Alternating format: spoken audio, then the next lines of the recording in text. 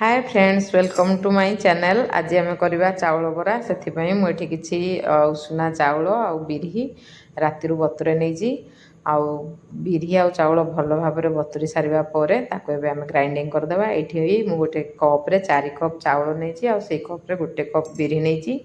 एबे बिरी आ चाउल को भल भाव चिकन करके बाटी नेबा। ये आमर बिरी आ चाउल भल भाव चिकन करके बाटी नहीं सारापर से आम स्वाद अनुसार अल्प लुण आउ कि जुआणी पकेबा। आपड़ चाहिए चिली फ्लेक्स पकई पारे। जेहेतु आम घर छोट छुआ खाइबे तो मुझे चिली फ्लेक्स पकेनी भल भाव गोलैदेवा। एबे गैस रे गोटे कड़े बसई तेल गरम करने आउ कम बरा कम तेल पीवाई से लुण दे देजी। एबे बाटिकी रखिथिबा बिरी चाउल को छोट छोट गोल गोल करिकी तेल रे पकेबा आउ हाई फ्लेम रे 5 ରୁ 7 मिनिट कुक कलापर रेडी हो आमर चाउल बरा।